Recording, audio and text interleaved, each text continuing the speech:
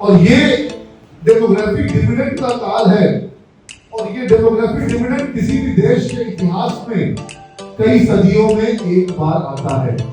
हमारा देश जो है वो क्या सोने की चिड़िया है नहीं, चिड़िया था। देखा ना, हमने ब्रिटेन को जीडीपी में पीछे छोड़ा है, पर कैपिटा में अभी हम उससे बहुत पीछे।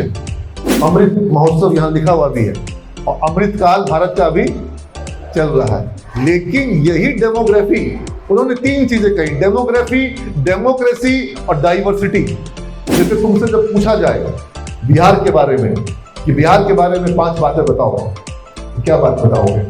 सो कॉल्ड युवा को देखता हूं, उसको तत्काल सुख चाहिए, इंस्टाग्राम पे सुख चाहिए, उसको तुरंत से जो सुख मिल जाए उसके पीछे परेशान है। प्रधानमंत्री ने कहा डाइवर्सिटी, ये देश में डाइवर्सिटी आज से है, हजारों साल से है, शुरू से डाइवर्सिटी का ये देश। हम बुद्ध की धरती में खड़े हैं, इसी बिहार में बुद्ध को स्थान दिया, महावीर को स्थान दिया, गुरु गोविंद सिंह ने यहां से सिख धर्म की स्थापना की घोषणा करी। तुम समझ लो बात को। जो लोकतंत्र है हमारा, जो प्रजातंत्र है हमारा, जो ये डेमोग्राफिक डिविडेंड है हमारा, युवा देश है, ये युवा कमाने वाले युवा बने, देश की आय में अपना योगदान देने वाले लोग बने, देश को आगे बढ़ाने वाले बने, देश के रिस्पॉन्सिबिलिटी या लाइबिलिटी ना बने, ये लोग देश के एसेट बने। तो आई होप मेरा मैसेज तुम सब तक पहुंचा है। तुम सब इस देश के एसेट साइड में आओगे, तुम लोग इस देश के एसेट्स को बढ़ाओगे, लाइबिलिटी में जो आ रहा है उसको भी सीमेज का बच्चा संभालेगा। तुम लोग इस देश की लाइबिलिटी कभी भी नहीं बनोगे। तुमको अगर सबसे कम भरोसा होता है, किस पे होता है? मेरे से नहीं होगा। तुम्हारे दिमाग में अंदर में कोई ना कोई है जो तुमको बोलता है कि मेरे से नहीं होगा, उसको हराओ। अब घोषणा कर दे कि कर लेंगे तो फिर कर लेंगे, फिर तो ओखल में सर दे दिया तो फिर मुसल से क्या डरना। और जो बोलता है कि मेरे से नहीं होगा, वो डरता है। समझ गए बात को? We talked about the biggest strength of India as of now. Bharat अपने अमृत काल से गुजर रहा है और ये डेमोग्राफिक डिविडेंड का काल है। और ये डेमोग्राफिक डिविडेंड किसी भी देश के इतिहास में कई सदियों में एक बार आता है। अनेक सदियों के बाद ये काल आता है जब देश में युवाओं की आबादी बुजुर्गों और बच्चों की आबादी से अधिक हो जाती है। आज दुनिया में सबसे ज्यादा काम करने वाले लोग, कामकाजी उम्र के लोग, आय अर्जित करने की संभावना रखने वाले लोग आज पूरी विश्व में सबसे अधिक इस देश में है भारत। सबसे अधिक युवा देश कौन है? भारत। भारत की जो एवरेज उम्र है, जो एज है, वो पूरी दुनिया में अभी क्या है? सबसे कम, ज्यादा नहीं है, कम है। युवा देश है भारत। चीन बूढ़ा हो रहा है, जापान बूढ़ा ऑलरेडी, जापान की जो एवरेज एज है वो दुनिया में बहुत ज्यादा है। और चीन की एज जो है वो धीरे धीरे क्या होती जा रही है? बढ़ते जा रही है। एवरेज एज बढ़ते जा रही है। और भारत की अभी एवरेज एज क्या है? बिल्कुल युवाओं का देश है भारत। तो ये डेमोग्राफिक डिविडेंड का फेज कहते हैं इसको। ये किसी भी देश के इतिहास में लंबे समय तक नहीं रहता है। यही वो काल होता है, यही वो समय होता है जिस समय उस देश की काया पलट होती है। मैं नीचे बच्चों से बात कर रहा था जब जलेबी बढ़ने में विलंब हो रहा था, तो कुछ बात हुई। मैंने पूछा, हम लोग बिहार की राजधानी में है और बिहार की राजधानी में भी बिहार का सबसे लगभग कह सकते हैं कि सबसे पुराना औद्योगिक क्षेत्र, जहां पर उद्यमों की स्थापना की जाती है। उद्यम समझते हो? एंटरप्रेन्योर्स। उद्यम का मतलब परिश्रम और साहस। परिश्रम और साहस, उसको कहते हैं उद्यम। जो कि मैं कल तुम लोगों को समझा रहा था कि जय नर पुरुष सिंह से उद्यमी लक्ष्मी ताकी चेरी। जो पुरुष सिंह के समान उद्यमी होते हैं, लक्ष्मी जो है वो उनके हमेशा साथ निभाती है। समझ रहे बात?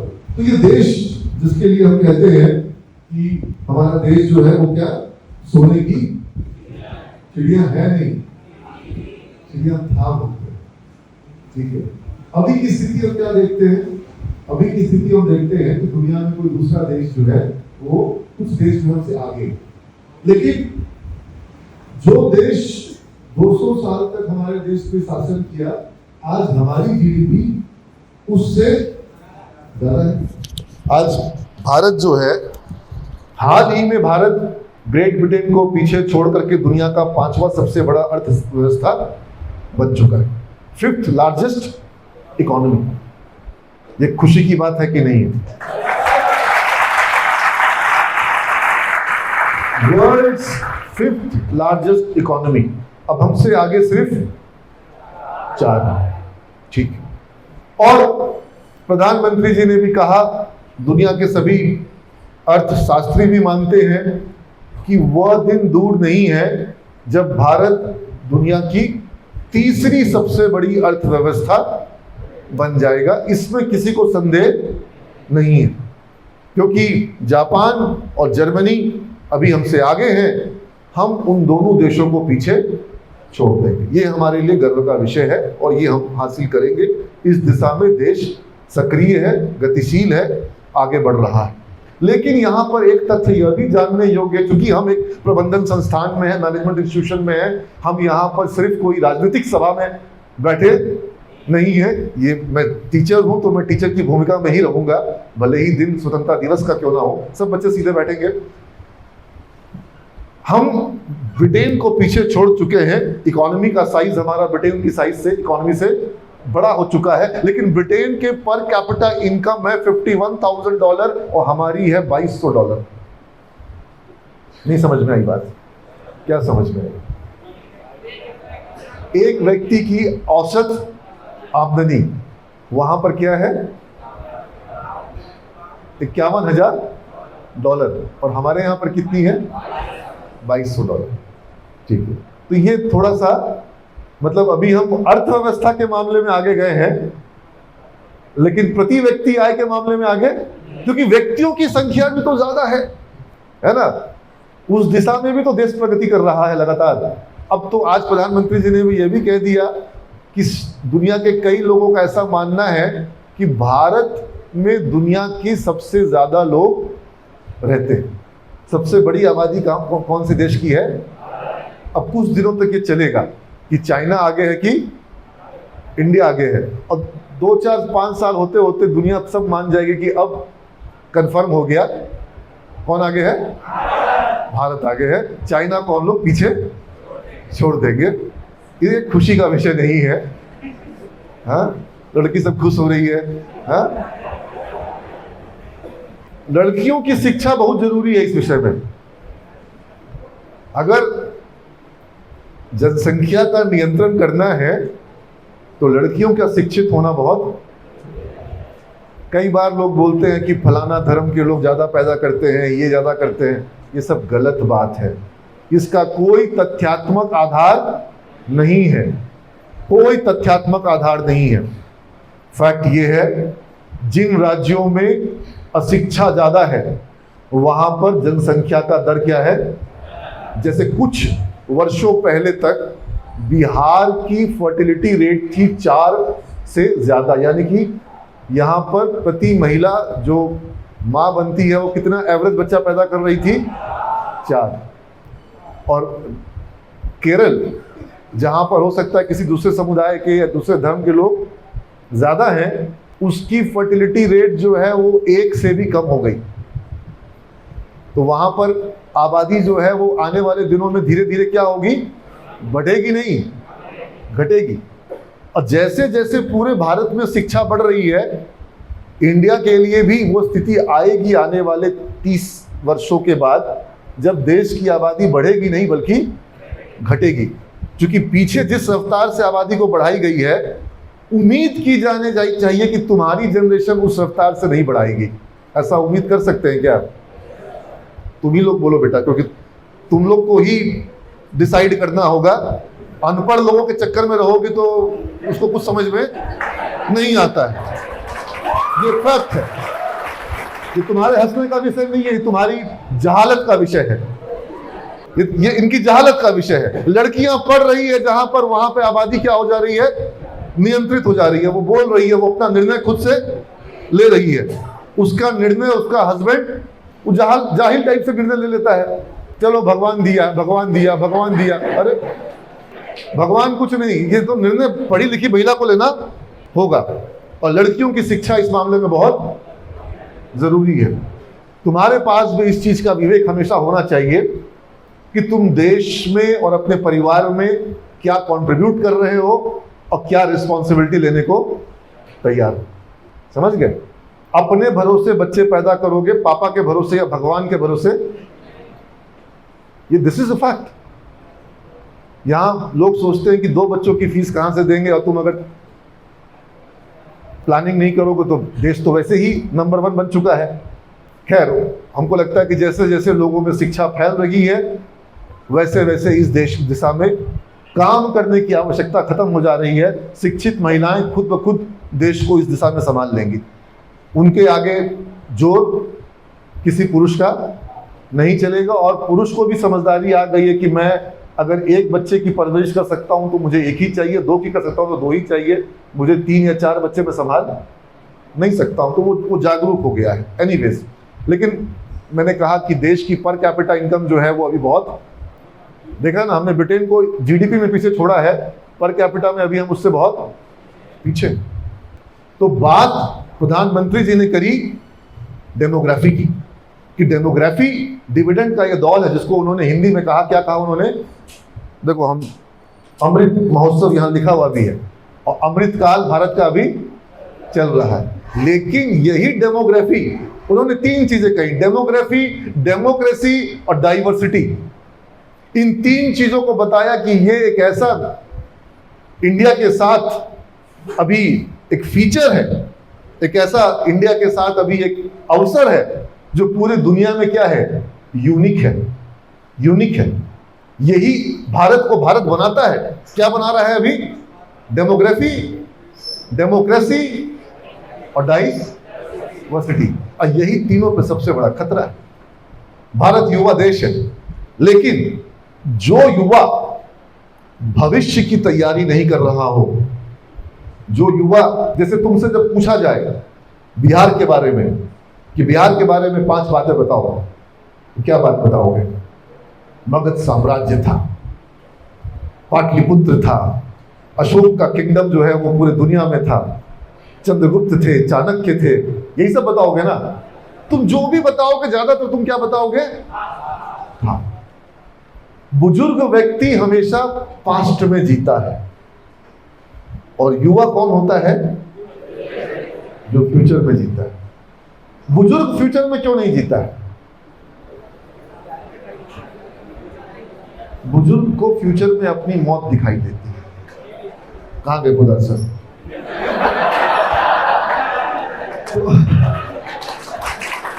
ये ताली बजाने का विषय नहीं है।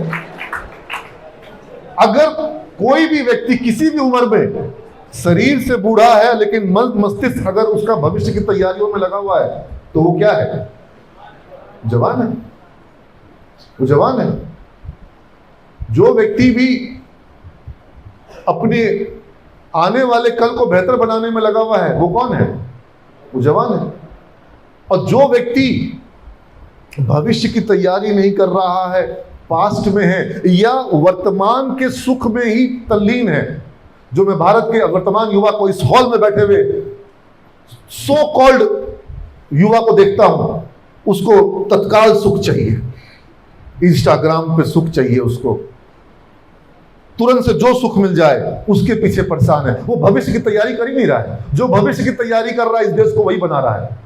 नारायण मूर्ति ने जब कंपनी खोली थी, वो वर्तमान सुख के लिए नहीं खोली थी, उसने कुछ भविष्य देखा था और उसके लिए खोला। उससे आज ये देश आगे बढ़ा। यस और नो?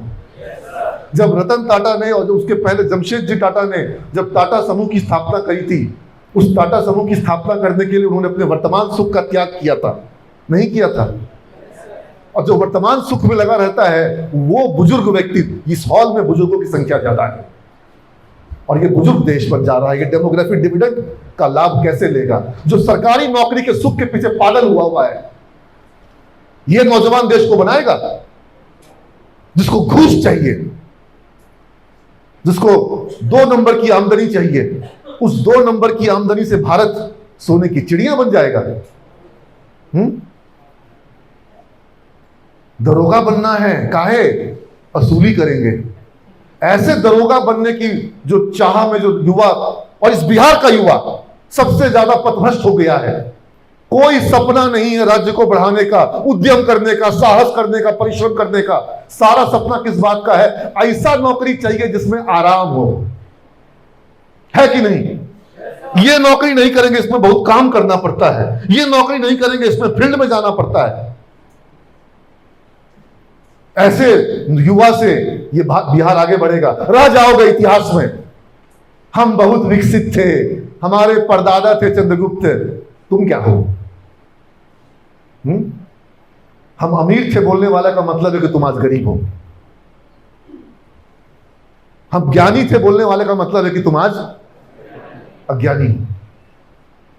तो ये डेमोग्राफिक डिविडेंड का काल अगर हम तैयारी ना करें भविष्य की, अगर हम हर हाथ को काम करने वाले उम्र वाले को काम ना दे, तो क्या करेगा? आज हमारे पूर्वज, हम राम और कृष्ण के बच्चे हैं, लेकिन अगर हमारे आचरण में राम ना हो, अगर हमारे जीवन में राम ना हो, तो माथा पे पट्टा बांध करके जय श्री राम जो चिल्ला रहा है, उसको तुमको लगता है कि उसके अंदर कुछ भी राम है? अब बोल रहा है कि मार देंगे, काट देंगे, जो राम बोलेगा वही रहेगा, बाकी को मार देंगे। वो क्या कर रहा है? प्रधानमंत्री ने कहा डाइवर्सिटी। ये देश में डाइवर्सिटी आज से है, हजारों साल से है। शुरू से डाइवर्सिटी का ये देश, हम बुद्ध की धरती में खड़े हैं। इसी बिहार ने बुद्ध को स्थान दिया, महावीर को स्थान दिया। गुरु गोविंद सिंह ने यहां से सिख धर्म की स्थापना की घोषणा करी। तुम समझ लो बात को? तो ये डाइवर्सिटी की भूमि है। और इस डेमोक्रेसी को अगर खतरा है तो किस चीज से खतरा है? अगर भारत को खतरा है तो किस चीज से खतरा है? भारत को बाहरी आक्रमणों से खतरा कम है। भारत को खतरा है आंतरिक कलह से, आंतरिक कलह से। और कलह का विष, जहर, कलह का बीज रोज तुम्हारे मस्तिष्क में भेजा जा रहा है। रोज तुम्हारे मोबाइल पर और व्हाट्सएप पर और फेसबुक पर कोई ना कोई तुमको समझा रहा है कि फलाना बहुत खराब है, उसको हटा दो। और तुम कैसे हटा दोगे? और तुम हटाओगे तो हट जाएगा। मतलब तुम मेरी बात समझ पा रहे हो मैं क्या कहना चाह रहा हूं? बहुत खुल के बोलने की आवश्यकता नहीं है। और ये झगड़ा, इस झगड़े से ये देश आगे बढ़ेगा। और फिर डाइवर्सिटी को हम क्या चाह रहे हैं? सब एक जैसे बन जाएं, तो फिर डाइवर्सिटी कहां रह जाएगी? ये विविधता ही तो एकता का जो सबसे सुंदर स्वरूप है कि नागालैंड का जो है वो अलग है और बिहार का अलग है और तमिलनाडु का अलग है, लेकिन जब सब भारतीय हो जाते हैं तो सब क्या हो जाते हैं? सब एक हो जाते हैं। हमको तो लगता है कि मेरा भाई है, चाहे नागालैंड वाला हो, चाहे वो केरला वाला हो, चाहे वो राजस्थान का हो, गुजरात का हो, महाराष्ट्र का हो, हम लोग सब क्या हैं? सब एक हैं। और नहीं तो आप कहेंगे कि ए बिहारी, ए मराठी, ए साउथ इंडियन, ऐसे देश चलेगा? ए हिंदू, ए मुसलमान, ए सिख, ए ईसाई, इससे देश चलेगा? या ऊंची जात, नीची जात, इससे देश चलेगा? तो ये जो डाइवर्सिटी हमारी है, कोई बोला कि वो क्या, ये मत पहनो, क्या नाम है, लड़की लोग जो पहनती है नीरज, बुर्का पहन लो, या फिर वो जो हिजाब, हिजाब मत पहनो। कोई बोला टीका मत लगाओ। अरे भाई क्या दिक्कत है? तुम हिजाब भी पहनो, तुम टीका भी लगाओ, तुम अपना नमाज भी पढ़ो, तुम अपना हनुमान चालीसा भी पढ़ो। हम तो सब चीज को एंजॉय करने वाले लोग हैं। ये सुन लो, हम लोग तो कश्मीर जाते थे तो वहां दरगाह में भी मत, कश्मीर छोड़ दो, हम तो मेगा मैम को मनेर शरीफ दरगाह भी ले जाते थे शादी के पहले बाइक पे बैठा करके।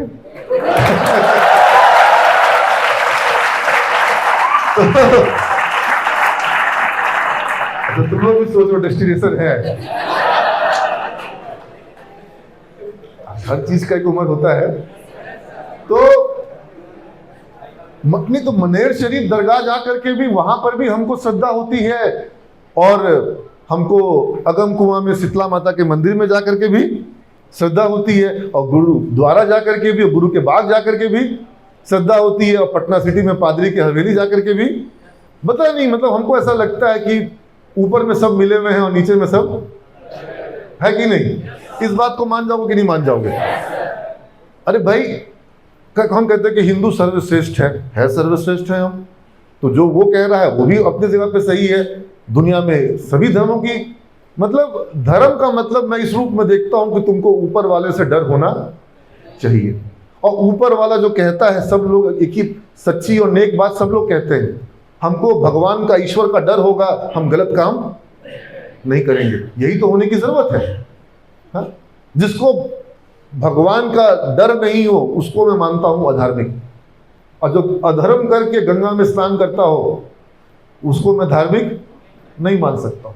एनीवेज, प्रधानमंत्री की बात को ही मैं तुम लोग के बीच रखता हूं कि हमको अपनी डेमोक्रेसी को बचा के रखना है।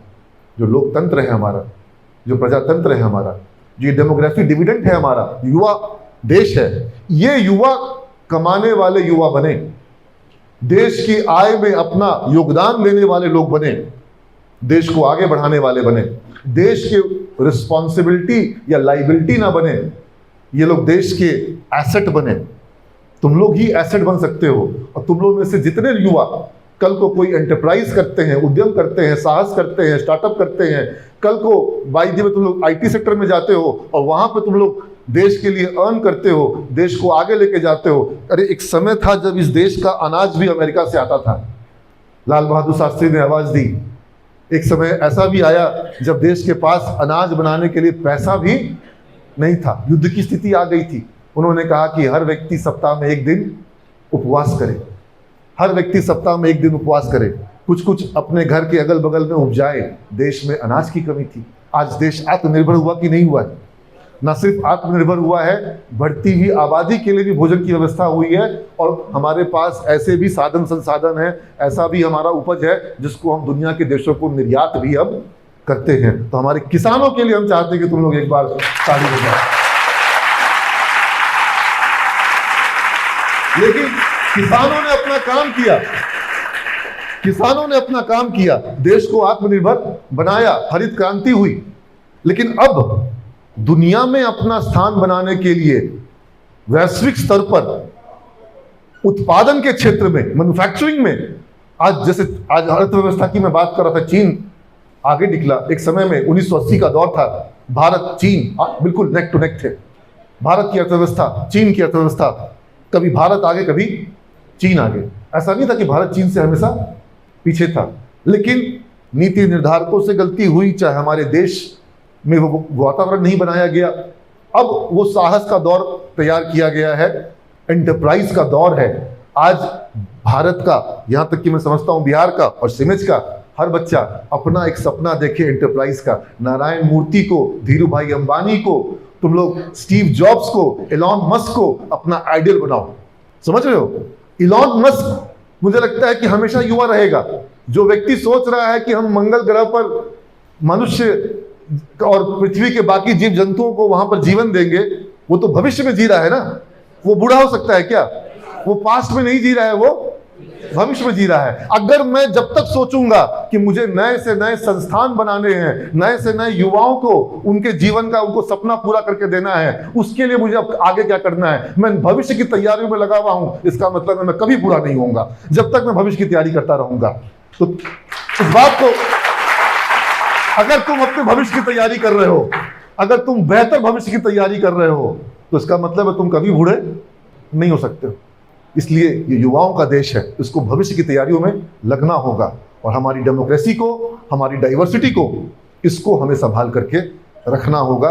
खतरा इस फ्रंट पर है, और जिस दिन भी देश में आपस में कोई कलह होगी, उस दिन हमारे दुश्मन जो हैं, जो सीमा पर हैं, वो क्या हो जाएंगे? वो सक्रिय हो जाएंगे कि ये देश अंदर से लड़ रहा है, यही मौका है इस देश को बाहर से भी हमला। मेरी बात समझ रहे हो? इसलिए हमें मतलब मुझे लगता है कि सिमेज में भी डाइवर्सिटी है, और सिमेज की खूबसूरती ये है कि सिमेज की डाइवर्सिटी को तुम लोग यहाँ पर इंजॉय करते हो, रिलिश करते हो, चेरिश करते हो। यहाँ पर कौन किस जिला से है, कौन किस जात का है, कौन किस धर्म का है, तुम लोग कभी इस चीज के विषय में कभी तवज्जो दिए क्या? कभी तुम्हारे बेंच पे कौन बैठा है, वो किस जाति का बैठा है, कभी तुम? और मेरी बात मानो तो अपने नाम के साथ जो आजकल युवाओं में ट्रेंड चला है, फलाना सिंह भूमियार, फलाना सिंह ये राजपूत, फलाना सिंह ये सब बंद करो, ये सब बंद करो। ये तुम्हारे आगे होने की कोई निशानी नहीं है। मनुष्य में कोई भेद नहीं हो सकता है, मनुष्य में कोई भेद नहीं हो सकता है। ये हमें इस बात को स्वीकारना होगा, हम सब एक हैं, इसको मानना होगा। ये डाइवर्सिटी ही हमारी ताकत है और मिल करके हम मजबूत हैं। तो आई होप मेरा मैसेज तुम सब तक पहुंचा है। तुम सब इस देश के एसेट साइड में आओगे, तुम लोग इस देश के एसेट्स को बढ़ाओगे। लाइबिलिटी में जो आ रहा है उसको भी सीमेज का बच्चा संभालेगा। तुम लोग इस देश की लाइबिलिटी कभी भी नहीं बनोगे। और कोशिश इस बात की हो कि जो तुम्हारे साथ के युवा भटक रहे हैं, या तुम भी जो भटकते हो, तुम्हारा भी समय भविष्य की तैयारियों में कम और वर्तमान के सुख को भोगने में समय अधिक जाता है कि नहीं जाता है?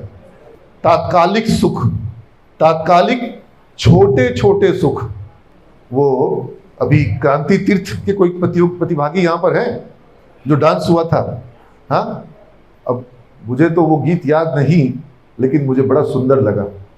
भारत के प्यारो जागो, सोए सितारो जागो, बैरी दुआरे आए, तुम लाल सोए जागो।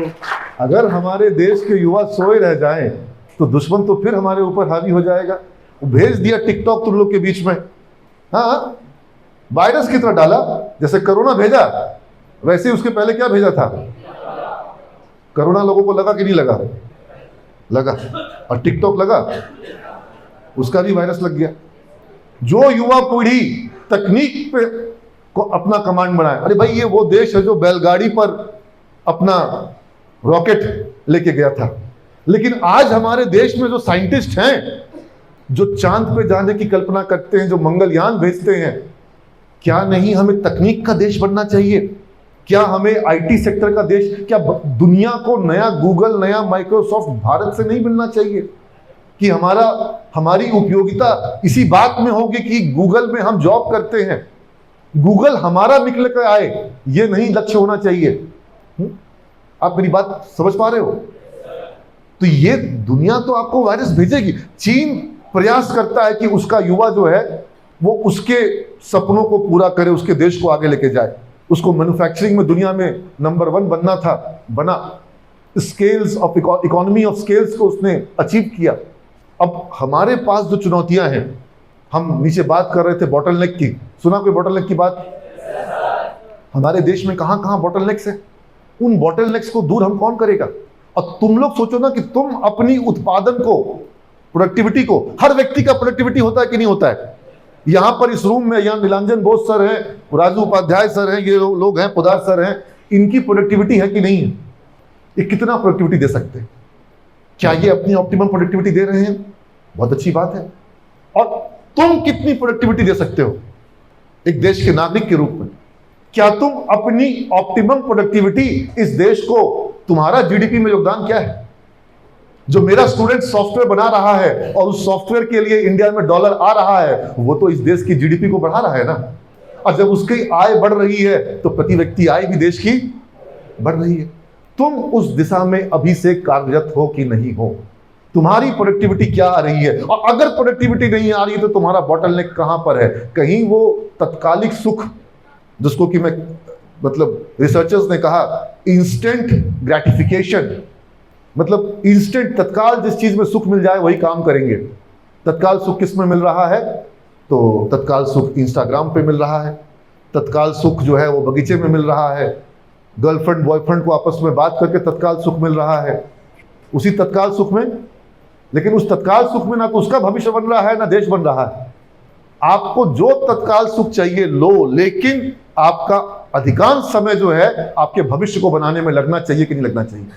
और पूरा का पूरा देश अगर तत्काल सुख लेने में लग जाएगा तो भविष्य का क्या होगा? समस्या है। मैं रोज देख रहा हूं, हमारे शिक्षक देख रहे हैं, मुंह पे बोलने पे तुम लोग को बुरा लगता है, लेकिन वायरस है। मैंने कहा था पोलियो की खुराक मिल जाने पर शरीर में पोलियो नहीं लगता है, और दिमागी पोलियो जो होता है उसके लिए भी खुराक चाहिए होता है। जब तुम लोगों से बात करता हूं, कोशिश करता हूं कि तुम्हारे दिमाग में जो पोलियो का कीड़ा आ रहा है उसको निकालूं और जुझारू नौजवान तैयार करूं। जो स्वामी विवेकानंद ने कहा था कि मुझे आप 50 ऐसे कर्मठ योद्धा दे दीजिए जो कुछ करना चाहते हो, मैं भारत को क्या पूरे विश्व को बदल सकता हूं। उन्होंने गलत नहीं कहा था।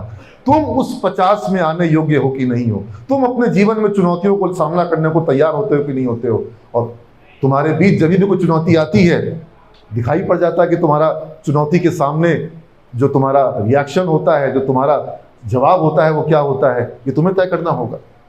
और यही संकल्प लो कि अपने जीवन में तुम चुनौतियों को लेकर तैयार रहोगे। पास्ट में और वर्तमान सुख में जीने के बजाय भविष्य की रूपरेखा की तैयारी भी। तुम लोग को वो दिखाए थे ना एक तो वो वीडियो, वो मार्शमेलो, हाँ, अभी एक खाओगे कि रुक जाओगे, रुक जाओगे तो 2 मिलेगा। बहुत से बच्चे तुरंत खा लिए, रुक, और उनका भविष्य में देखा गया कि उनका परफॉर्मेंस क्या रहा, कमजोर रहा। और जो बच्चे रुक पाए थे, जिनका सेल्फ कंट्रोल था, सबसे जो महावीर को महावीर क्यों कहा गया? महावीर ने किस पे विजय प्राप्त की थी? खुद के ऊपर, खुद की इंद्रियों के ऊपर। और तुम अगर आज किसी से हारते हो, सबसे पहले किससे हारते हो? खुद से हारते हो। तुमको अगर सबसे कम भरोसा होता है किस पे होता है? मेरे से नहीं होगा। तुम्हारे दिमाग में अंदर में कोई ना कोई है जो तुमको बोलता है कि मेरे से नहीं होगा, उसको हराओ। तुम्हारे अंदर ये आ जाएगा, ऐसा क्या है जो कुछ, वो तो शार्क टैंक आता है ना, उसमें एक इन्वेस्टर है, उसका डायलॉग है, इसमें क्या है, हम भी बना लेंगे। कौन बोलता है? अमन। ये लाइन तुम्हारे मन में भी आ जाए, इसमें क्या है, हम भी कर लेंगे। जब तुम्हारे मन में आ जाएगा कि कोई भी ऐसा काम नहीं जो हम भी कर लेंगे, हम तो यही सोचते हैं, हमको लोग कोई भी बोलता है इसमें क्या है, हम भी कर लेंगे। जो जिसके मन में ये आ गया कि हम भी कर लेंगे, वो कुछ भी कर लेगा एक्चुअल में। अब घोषणा कर दे कि कर लेंगे तो फिर कर लेंगे, फिर तो ओखल में सर दे दिया तो फिर मुसल से क्या डरना। और जो बोलता है कि मेरे से नहीं होगा, वो डरता है। समझ गए बात को? लाइन याद रखना, क्या क्या लाइन हुआ? हम भी कर लेंगे, ठीक है। और फिर देखो कोई भी काम कर सकते हो। समझ गए? चलो, thank you all of you, God bless you all. बहुत बहुत शुभकामनाएं, सबको बहुत शुभकामनाएं। Thank you so much.